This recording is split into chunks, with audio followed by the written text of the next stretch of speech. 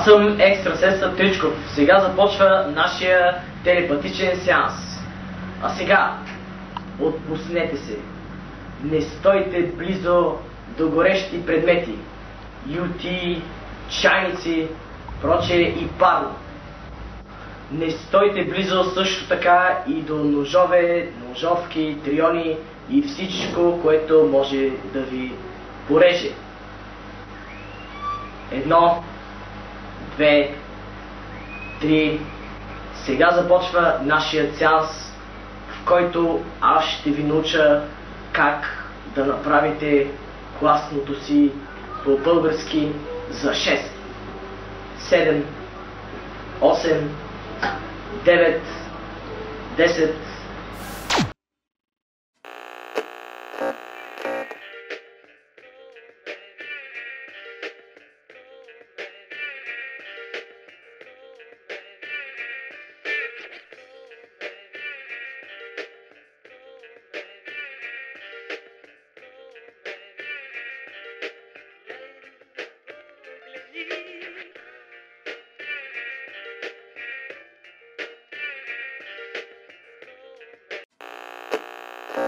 Казвам се Димитър. На 26. Продуктов менеджер съм в IT работи. И занимавам се с най-различни обработки и подредби там по продукта. Менеджираме различни хора, които участват в целия проект или развитие на продукта. И общо взето с нищо по-сериозно това. В медиато започнах да уча от 5-ти клас. Като не повечето хора, нали, в прогимназията имаше една, предполагам, още има паралелка от 5 до 7 клас и така се озовахме тук. Аз и още една шепа хора. Супер. Много тематично. Да. Аз даже нямам конкретни спомени от преди това. Нали, първо началното училище, в което съм учил. Съвсем спомени, разбира се, са много бегли. Така че за мен цялото ми учение е било в медиато почти. Всичките ми, не всичките, но масово приятелите ми са от тук, всичките ми връзки до ден днешен. Тук сме израснали не само от учебна гледна точка, но и като хора. Медиато винаги си е било като един втори дом, нали? Дори след толкова години, като се връщам, пак е същото усещане. Обикаляме ляво надясно. Някак си тогава цял ден можеше да си говориш с едни и същи хора, да обикаляте навсякъде заедно. И някак имаше за какво си говорите, и нямаше проблем, беше забавно. Самата гимназия, като изключим класната стая, значи нашия клас, моя клас и между 5 и 7 и след това сменихме много стаи, така че поне половината стаи в тази сграда са ми били класни стаи. Всяка стая по някакъв начин е съща като другите, обаче има различен изглед, винаги е било някакси объркващо в коя стая си точно. Винаги е имал един такъв характер вътре в училището, който не мога да го опиша естествено, но както казах, се чувствам като вкъщи по един или друг начин. И останалото е храна. Хранилки, панички, дали за джинери, храна, основно ядене или бомбонки. Ще изборя добрите храни. Трябва да започна от лелеяне. Джобс шумка, това всеки го знае. Излишно да говоря за него. Джунери, 2 джунера, 2-3 вафли. Много хубави кашкавалки отзад на втора спирка. Ядене на нещо. Лелеяне е била, в смисъл, тя си икона в нашето училище. С ръка на сърцето не знам къде са, но са живи и здрави. Вече ги няма тук, няма будката, където имаше самичи. Но това е задължително, трябва да кажа лелеяне. Просто всеки, който гледа това клип, ще ми се скара, ако не го каже, така че това е официално отговор. Мисля, че цялата атмосфера в училището и културата на училището е доста силна, така че да се задържи някакъв стил на преподаване или отношение поне към образованието. Липсва ми обстановката, приятно ми е да се връщам. Бих се върнал, ако трябваше да някакси да се връщам назад във времето, определено бих се върнал пак. Но аз вярвам, че в това училище има силна култура на това образованието да бъде гледано сериозно на него. Това не означава, че не трябва да се забавляваме в училище, естествено. Аз мисля, че това е задължително. Но мисля, че всеки малко или много, дори да не си признава, защото може би няма да е готино, ако си признае, че приема училището като нещо важно за него и нещо сериозно. Дори и по-малките ученици, които са в момента тук, мисля, че осъзнават, че като си тръгнат, че им липсва малко ритъм.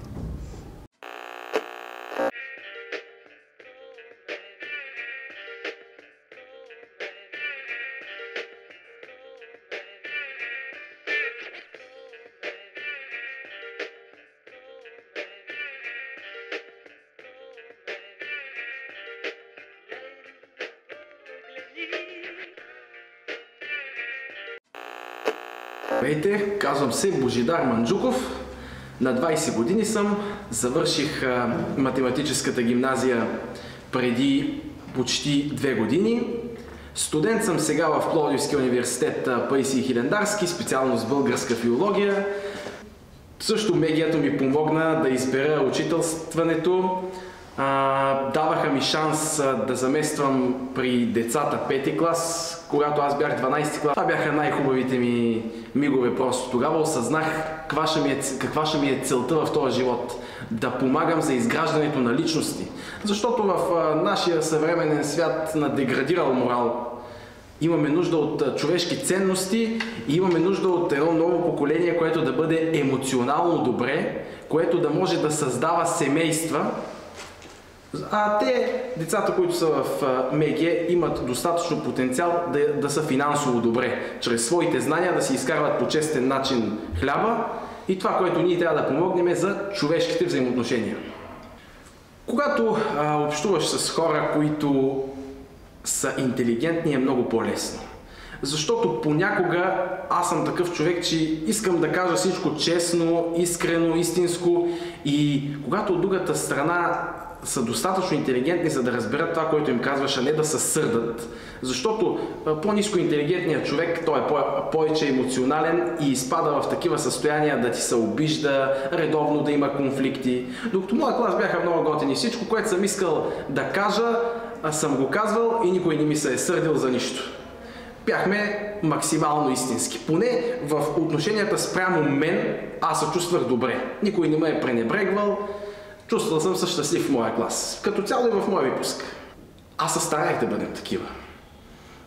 Сега, кой какво мисли, аз не мога да бъда в техните глави, за да разбера, но когато бяхме тук в училище заедно, аз съм се старал да бъдем колектив. Най-хубаво беше в часовете по волейбол, когато играехме заедно.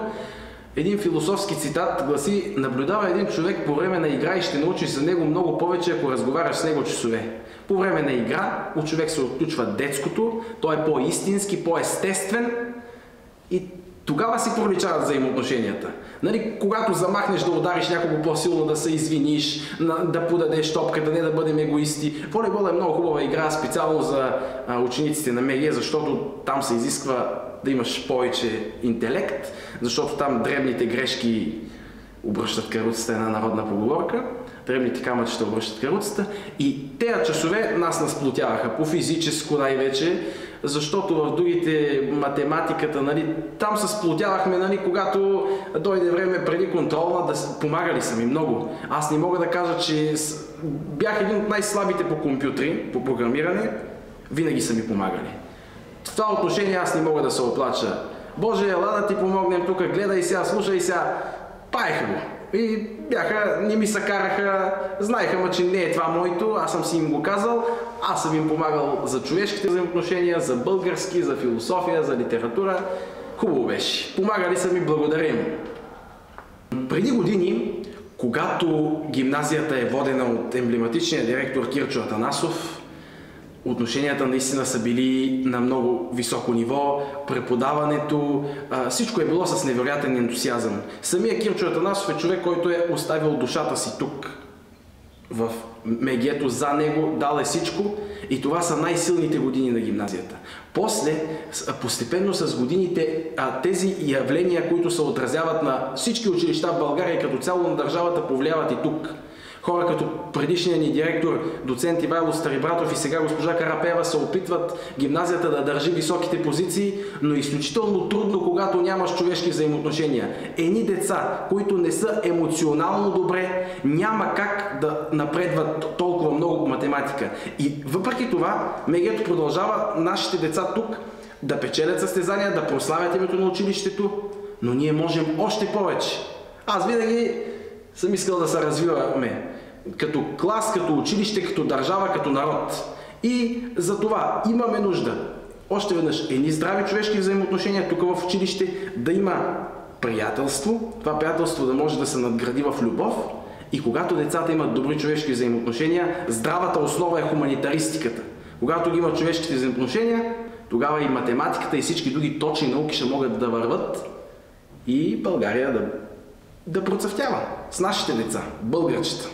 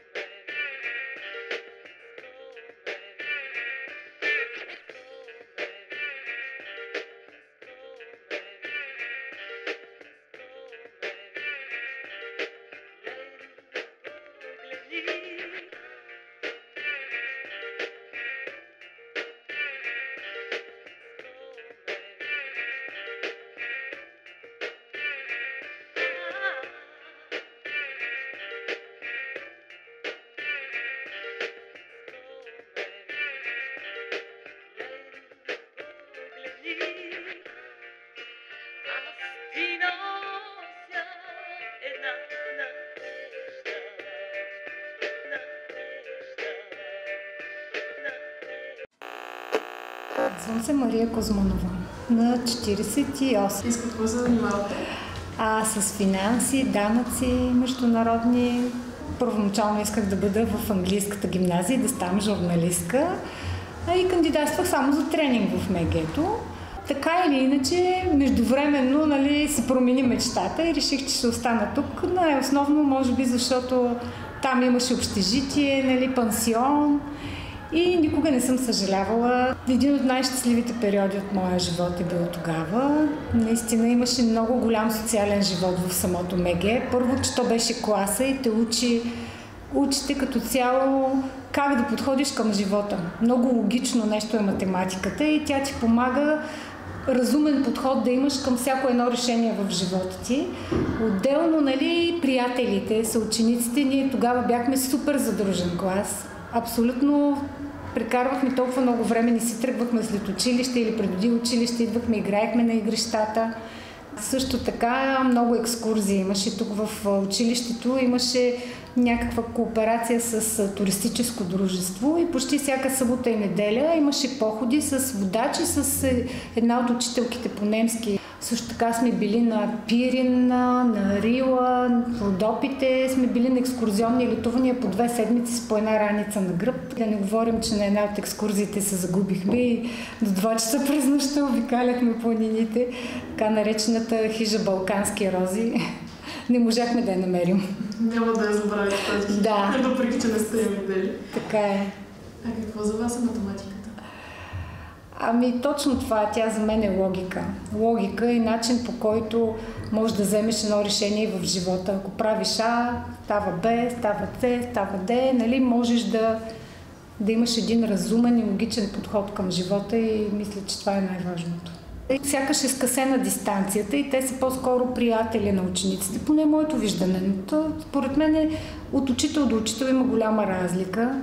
Но за учителите, които преподаването е призвание и до момента, според мен, те са по същия начин едни от най-важните хора в живота на човек, защото, както има една поговорка, трябва цяло едно село, за да се отгледа едно дете. По същия начин, както родителите влияят, така и учителите имат огромно влияние върху децата и до сега го имат, макар че дори да имат по-приятелско отношение и да е скъсена тази дистанция. Това виждам като разлика. Добре. Тъй като и вашето дете е завършило математическата гимназия, вие ли оказахте това влияние върху нея да се запише или тя сама си взе това решение? Тя сама взе решение още в 5-ти клас, че иска да учи графичен дизайн, което е наистина нещо рядко за такова малко дете, да знае още в 5-ти клас какво иска да прави в 7-ми клас. И аз и баща и, тъй като и баща и ние сме съученици с баща и сме възпитаници на МГ-то, много искахме и децата ни да учат тук. Едното осъществи тази мечта. И знам също така, че и много други наши съученици, които са от МГ-то, техните деца са учили или учат, или искат да учат тук. Просто наистина всеки един иска детето му да получи това, което и да преживее това, което той е преживял.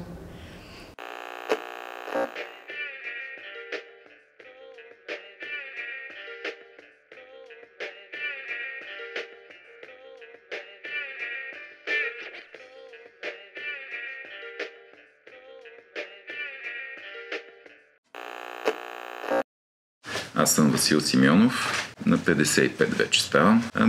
Общо взето се занимавам с математическа гимназия.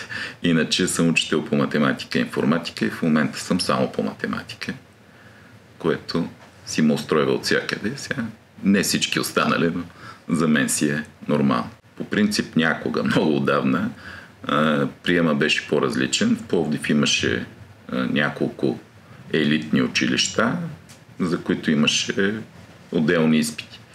Аз обаче исках да уча само в математическа гимназия. Някак си... Първо ми беше много интересно да решавам задачи. Второ, дори когато кандидатствах, още думата компютър бяхме чували, че има такова нещо, ама не го бяхме виждали. И се чу, че в математически гимназии има даже компютри. И тогава за мен беше ясно, че ако ме приемат там, ще е само там. Отношенията специално в нашето училище, това, което казах преди малко. Реално ние работим заедно, вършим една работа и се развиваме заедно. Специално в нашето училище няма как учител да остане на мястото, което е почвал. Ясно е, че учениците също се развиват и в повечето случаи и при учителите, и при учениците нещата са в правилната посока. Значи, аз казвам на учениците нещо, което е по-скоро тръгнало от другите училища за нашето училище, че всички влизат различно умни и излизат еднакво, ще оставим многоточие, но нещата са доста по-различни. Сега аз съм много жесток, когато предавам на 12 клас. Тая година е такава, защото последните 2-3 месеца почвам да им напомням нещо и казвам така, знаете ли, след 50 дни ще се събудите, ще искате да идете на училище, може би за първи път от доста време, само че няма да имате тая възможност. И това в един момент ги стресира, те си дават сметка, че е много страшно. Просто първо никой не се разделя с нашата гимназия, когато я завърши. Даже при някой връзката става по-трайна година-две след това. И както при мен и при много хора, няма да завършим МГ. Ясно е до кога. Първото влизане в учителската стая беше много тежък шок. Колкото и да съм бил прилежен ученик, добър в никакъв случай, аз си знаех и силата, и мястото, помних си и щуротиите. Сега като гледам от погледа на учител, най-вероятно не са си спомнили точно това, което аз, моите преподаватели, но в един момент да влезеш пред тия хора, които са и си останаха на някакъв пиедестал за мене, и да се пречупиш след време, може би след година, след две, да си помислиш, че сте колеги, е доста сериозно същевременно. С това обаче помних и колко ми е било хубаво, когато има млади учители и как са ми били полезни. Шока трае някъде около 45 минути, един учебен час, колкото беше съвета организиран, стегнат и подреден, и след това беше още по-страшното. Защото съвета свърши и при мен дойдоха моята класна. Първият човек, който ме поздрави, не се бяхме виждали, да кажем, 7 години официално от завършването, и тя казала: не се притеснявай. Така ще нагласим нещата, че ако не с мен, ще делиш часове с друг колега, който ти е познат. Няма проблем, както си ме питал едно време, сега да ме питаш. Познаваш обстановката. Другите дойдоха и казаха: радваме се да дойдем. Сега вече на моята възраст виждам по-различни неща, но в крайна сметка май основното е едно и също. Че тук има хора с огромни възможности и голяма част от тях успяват да се развият. И това става някакси естествено. Като се замисля, май чувство едно и също. Значи, може би то е шеговито, но моето време в гимназията е свързано с локацията, където е. И както си говорим с колегите и с учениците, в момента, в който се мине ЖП линията, която е за квартал Смирненски, изведнъж човек вече от това, което е било, влиза в мегето и живота му става по-различен. И после като си тръгне, като мине линията, за съжаление или пък за радост, нещата не се променят. Просто малко избледняват, но следващия път наново се рестартираме оттам и като влезем си ние... Тук си ни е мястото фактически. Ами, деня на самоуправлението реално е една традиция. Сега, ако тегла черта назад, няма да сета кога, как и защо е възникнал. Когато бях ученик, ако го е имало, съм го позабравил. Но още като млад учител, това е, айде да кажем, не го е измислила математическа гимназия, но ние сме си го въвели за нас си много отдавна. Идеята на деня на самоуправлението, че един ден от годината учениците си разменят местата с нас, учителите. Седмица или 10 дена по-рано ние сме поканили желаещите, направили сме разговор с тях и всеки учител си е намерил заместник във всеки един клас. Но това е най-малкото. Значи по всяко едно, на всеки един етаж, на всяка една позиция застава ученик вместо директора, учителя.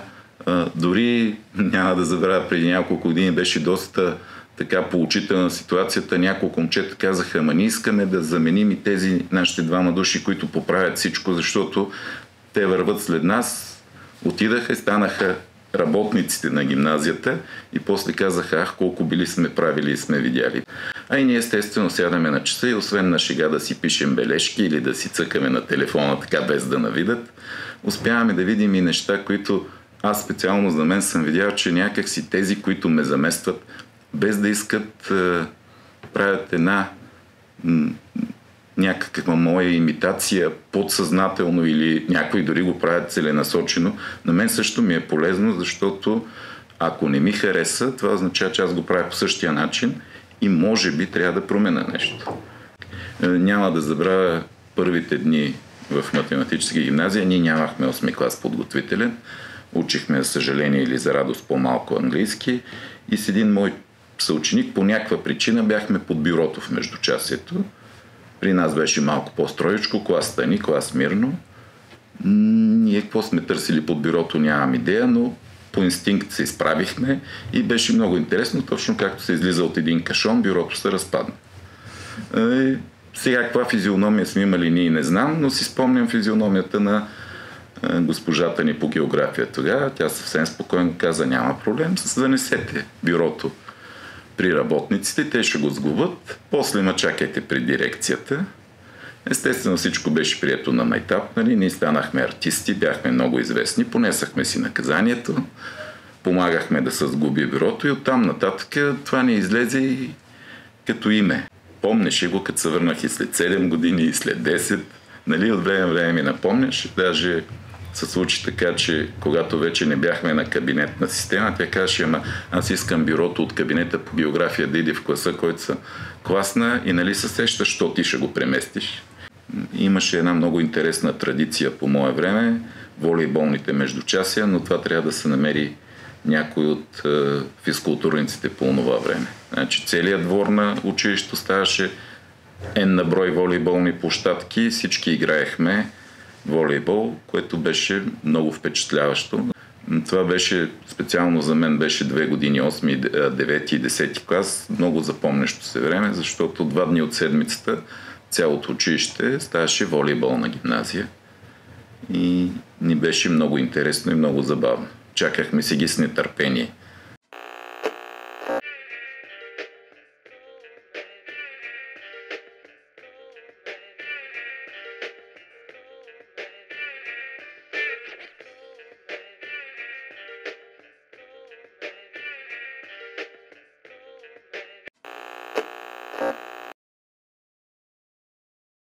Веселина Карапева, в момента съм директор на математическа гимназия и това е от декември месец 2018 година, като преди това съм била 16 години учител по информатика и информационни технологии в тази гимназия. По принцип да си директор на училище е много отговорна позиция. Това не е длъжност. Това е призвание, което е обвързано с самата институция. Да си директор на училище е свързано с много отговорности. Отговорности свързани с учителите, които преподават, и отговорности, които бих казала, че са много по-големи и за децата, които учат в училище. Що се касае за учениците на математическа гимназия, те са много различни. Това са деца, при които естествено предимно логическата мисъл е на първо място, което пък от своя страна им помага да се развиват и в други науки. Факт е, че ежегодно имаме национални състезатели не само по математика, информатика, информационни технологии, не само по природни науки, но и в хуманитарните науки имаме доста добри постижения. Най-голямата трудност, която до момента съм усетила като такава, е когато трябваше колегите от учител да ме приемат като директор. Уважаеми колеги, на вас дължим всичко. Да си учител не е просто длъжност. Да си учител е призвание. Да си учител е да усещаш всеки един миг в класната стая. Да си учител е да усещаш всяка една мимика по личицето на стоящото срещу теб дете. Каква длъжност заемам? Тоест, нагласата да стъпя в длъжността, може би така е било най-голямото, не точно и трудност, а по-скоро предизвикателство. Хубави спомени много. Особено в годините, в които съм била и класен ръководител. Аз си ги наричам първите и последните, защото 2 пъти съм била класен ръководител и първият ми випуск, който завърши, беше 2012 година. Те бяха математика с физика и до ден днешен се носят легенди за този клас в оградата на гимназията. И други ми випуск е 2017. Хубавите моменти са много, страшно много. Дълги години бях ръководител на отборите по информационни технологии. И самото начало, всъщност откакто бях назначена през 2003 година, аз се занимавах предимно с информационни технологии и ръководех и школите по информационни технологии. И най-вълнуващият за мен момент, който и до ден днешен ме кара да настръхна, е когато моят ученик, т.е. ученик, на когото аз бях ръководител, спечели първо място на Националната олимпиада по информационни технологии. И този момент, в който ти чуеш името на ученик си и в момент, в който знаеш колко усилия е положил и колко безсънни нощи са коствали, да стигне до там, е незабравим. И на всеки един колега го пожелавам, защото това е нещото, за което си казваме, че си струва. Ето тези моменти си струва да видиш как от едно дете, което идва тук в училище за първи път, израства през годините, прекарани в гимназията и вече завършвайки е изградена личност. И друг мил момент, който си спомням, е когато на изпращането, т.е. на дипломирането беше,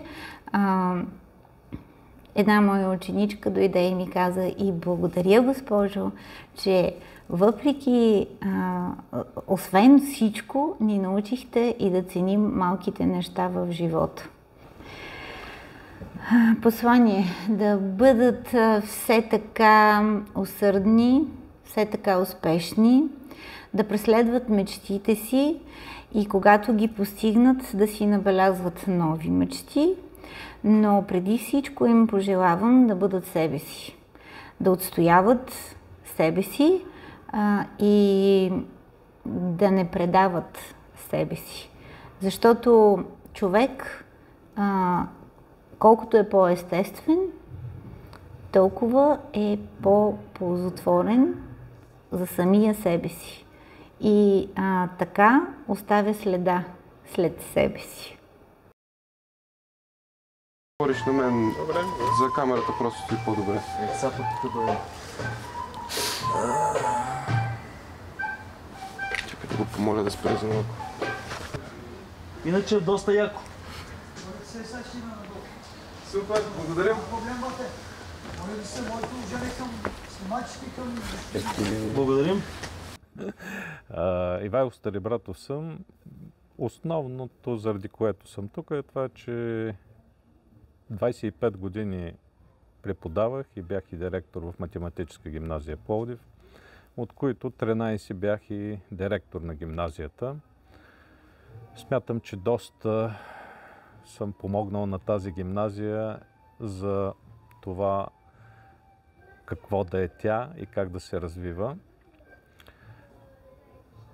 По принцип съм математик и основно се занимавам с математика и като хоби, и като професия. По принцип директор на гимназия винаги и в цял свят се счита, че това е един мениджър от висок клас. И това не е случайно, защото управлява не само, да кажем, 100-150 души учители, а управлява 1200 души ученици, които със своите родители, със своите баби и дядовци се оказва, че директора управлява един доста голям обществен ресурс. И не е случайно в много от малките населени места, както някога бяхме свикнали, попа, директора и кмета са всичко. Това не е случайно, защото всяко малко населено място разчита обществения живот по един или друг начин да се организира и от учениците, от училището, учителите. Няма как това да не става и от директора. Истината е, че не бях подготвен. Първо, то стана много бързо и някак си аз не считам, че някой някога е подготвен така лесно да заеме точно такава ръководна длъжност. Още повече, че това ставаше след Кирчо Атанасов, който беше значителна личност в обществото в Пловдив и беше дигнал летвата изключително много. Така че е много трудно да застанеш след него, да поддържаш само нивото, а камо ли да се опитваш и да вдигнеш това ниво.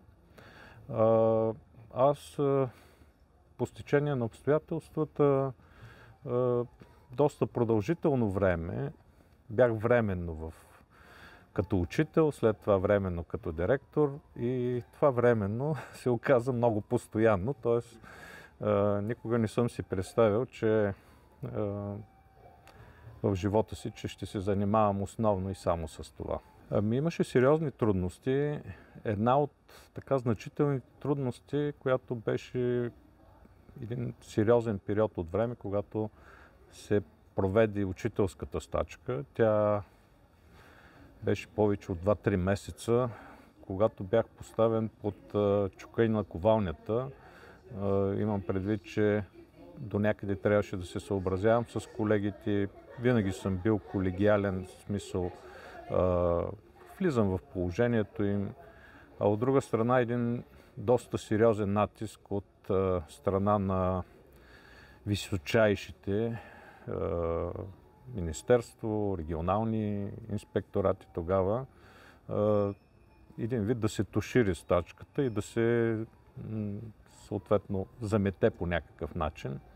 Това беше един доста сериозен. Иначе всеки ден има сериозни проблеми. Това са най-различни инциденти с ученици. 2-3 ученика през това време така починаха, което беше много тежко, поне лично за мен, от лична така позиция. Това е един от моментите, които е най-трудно преживявам. Имаше една доста комична случка, това беше в 6-ти клас, когато един ученик каза: господине, имате нещо между краката. И аз казвам: много хубаво, викам, той ти имаш нещо. Без да влагам така някакъв сериозен умисъл. Не, вика, имате бешир, имате между краката, внимавайте да не го настъпите. Подобни такива дребни случки имало всеки час. И на входа тук един ученик ме попита: господине, вие сте с вратовръзка на МГ-то. Аз му казах: да, с вратовръзка съм, но по-важно е какво е тя като символ.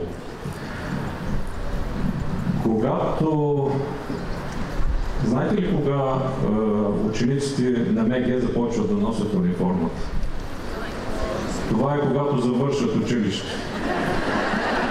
Да, като завършат, веднага почват да носят и вратовръзката, и униформата, но това никак не е зле, защото това показва, че те се чувстват в една общност, която не искат да напускат, и естествено е да не искат да я напуснат, тъй като това е гордост за тях, че са завършили МГ. Ами винаги хубави спомени са били, когато сме били с учениците по мероприятия, спортни, изявите, които имате, по някакъв начин носят много голямо удовлетворение. Голямо удовлетворение беше, че се създаде наистина една много голяма истинска школа за развитие на таланти, и то така се получи, че самите ученици развиваха способностите, знанията, уменията у техните съученици. Тази школа и сега продължава да работи, защото тя просто започна да се надгражда и се вижда, че всеки по един или друг начин иска да допринесе за развитието, независимо от това дали тези изявени ученици са в чужбина или са в България, те подпомагат по един или друг начин своите съученици, дават им идеи и съответно ги развиват. Бъдете себе си, винаги мислете и за училището, и за родината, за семейството, но когато мислиш как ти сам да възвисиш себе си, няма как това да ни помага и на всичко останало да бъде по-добро около тебе.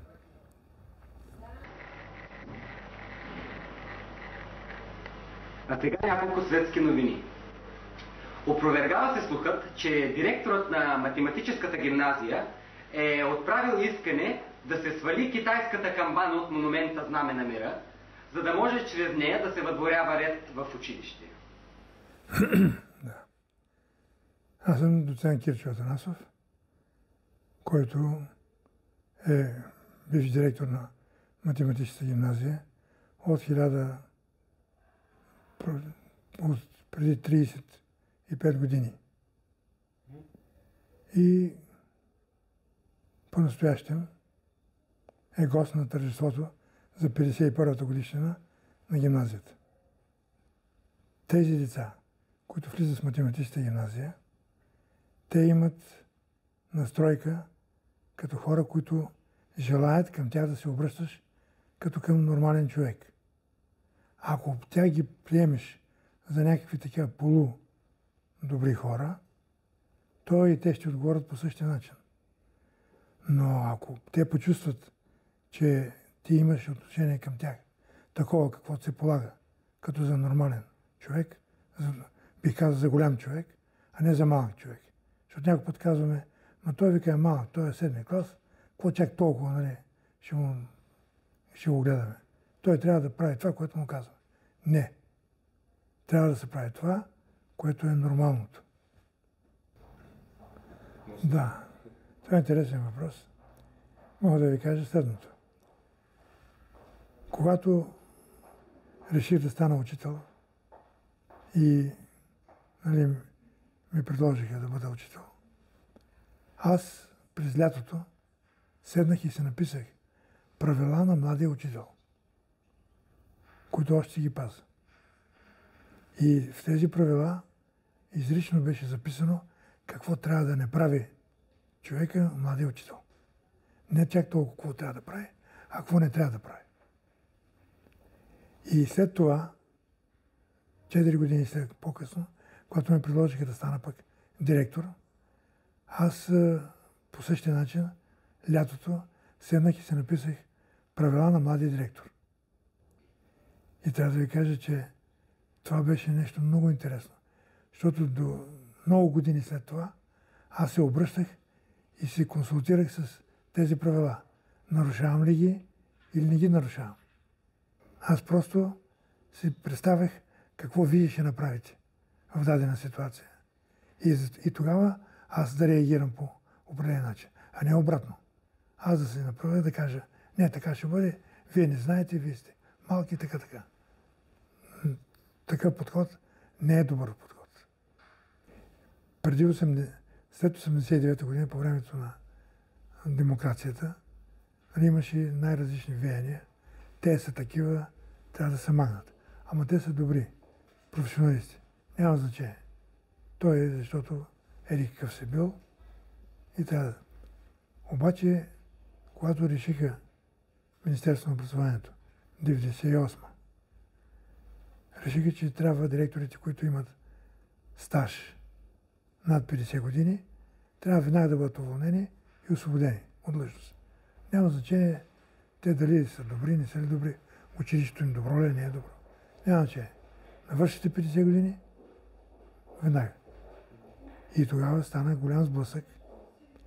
Аз, понеже бех председател на Съюза на директорите в цялата страна, и заедно с другите директори тръгнахме, за да обясняваме какви са тия работи. Като ще нам вълнат, тогава какво правим ние? И трябва да ви кажа, че учениците, аз заминах за една седмица в София, за да говоря с тогавашния президент Петър Стоянов, с който се познаваме. Той застана на наша страна. След това и други хора.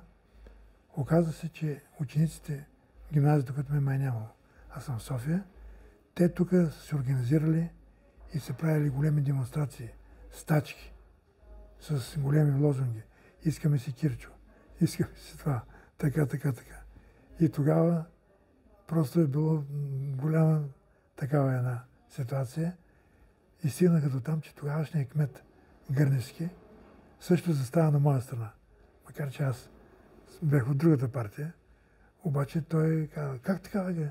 Него като го уволните, трябва да закрием гимназията. И по този начин учениците и такива хора успяха да наспрат. Иначе щеха да бъде уволнен. Смениха точката в заповедта, в съответния там член, премахнаха и по този начин нещата стрънаха както трябва. Това е, че аз използвах един подход за работа в училище, който подход беше в това състояние, че ученика трябва да бъде възприят като субекти на учебно-възпитателния процес, а не като обекти. Сега в момента и продължава тая грешка, те са обявени като обекти. И учителът се мъчи да им преподава, говори им разни работи, прави това, прави онова и се мъчи да стане дори някакъв артист пред тях. Това е като обект. А идеята е не като обект, като субект. Тоест, те самите да го направят това пред него. И самите те да бъдат хората, които ще преподават. И това не е, така да се каже, случайно явление. Аз го изпробвах в гимназията много пъти. Едно от нещата беше създаването на... има един такъв... 2 пъти в годината, и ти си го правил. 2 пъти в годината има ученическо самоуправление. Това ученическо самоуправление не е случайно избрано. В тази ситуация учениците стават и учители, заместват всички. Това означава, че това е формата на проявление не като обект, а като субект. Той, ученика, става човека, който преподава. Той иска да разкаже, но той да го направи това нещо. Това е едно от нещата, които през червена нишка продължиха аз да ги прилагам през всичките тези 35 години. Точно така ти ми взе думата. Браво! Училището му е втори ден по същия начин. Те са субектите. Те решават как да бъде в класната стая. Там имаше много различни случаи.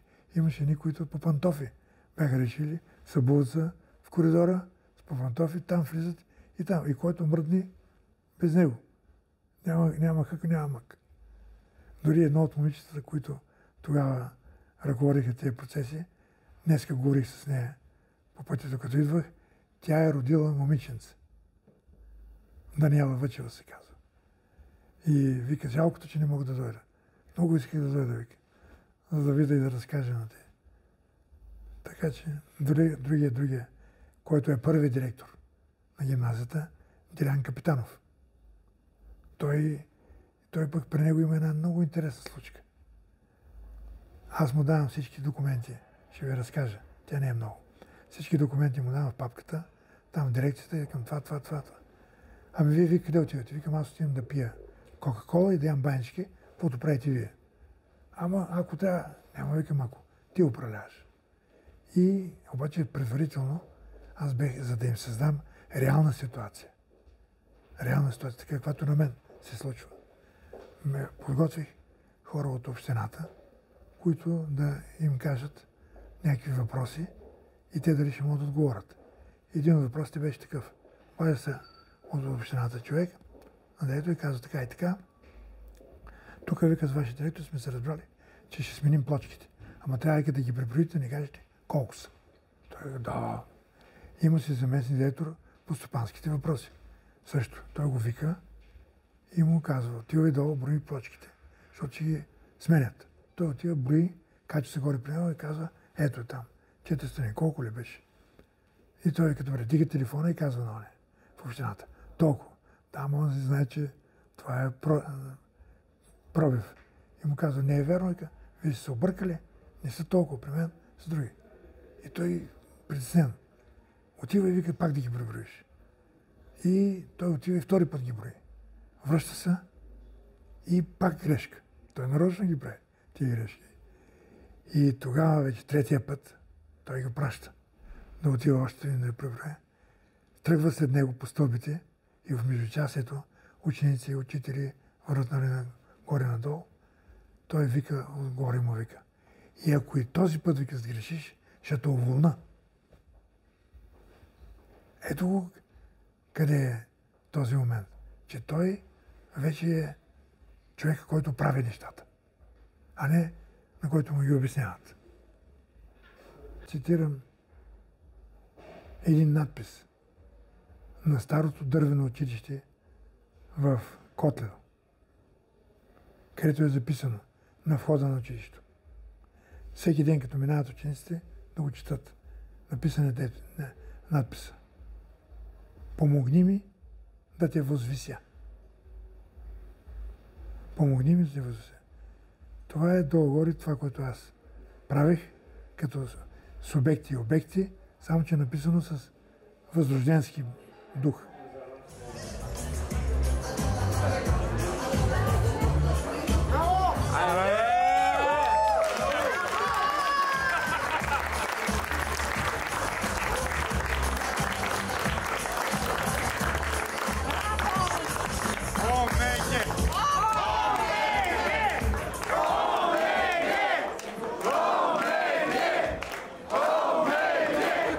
Silva!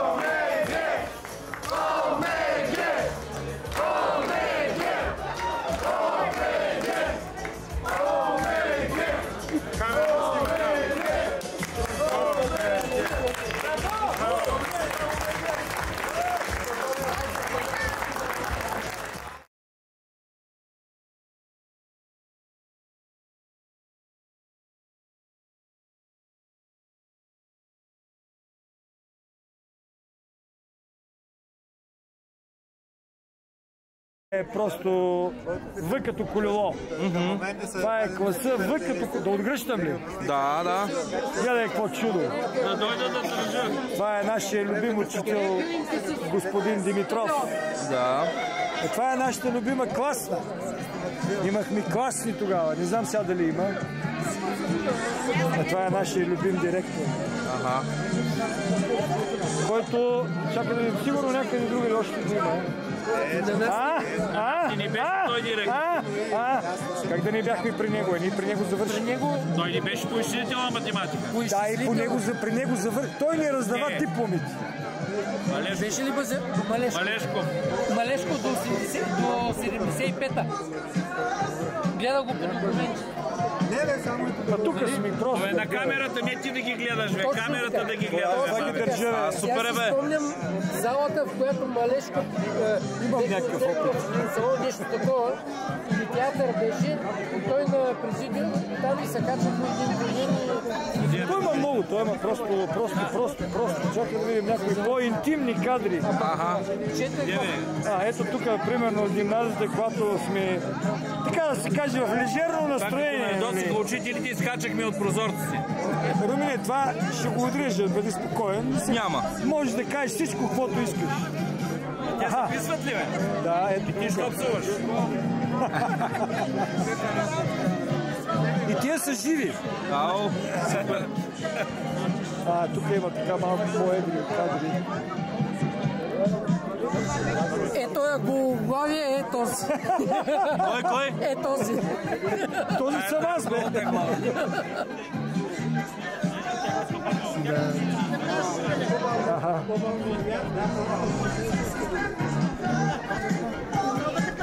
Сега тук има един кадър, който не го знам къде е. Чакай да го видим. Помниш ли? Нашите деца беха в една детска градина по едно време в начало. Си забрал. Това са чуролинките. Не знам как се казва. По разни бригади, така да се каже, кипеше творчески ентусиазиран труд комсомолски. Чакай малко, чакай, тук може би не е ето кадър е, който иска да се покаже. Този кадър може да го... Чакай, изведи го. Румба, изведи го, бе. Чакай. Това е снимката отпред. Момент, само така, добре. И изведнъж се обръща отзад. Жестоко.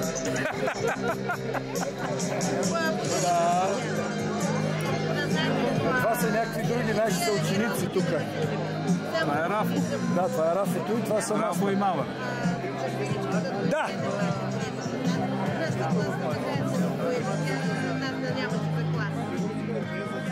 Страхотни са. Пак имаме... Ето и... Това е важно. Всичкото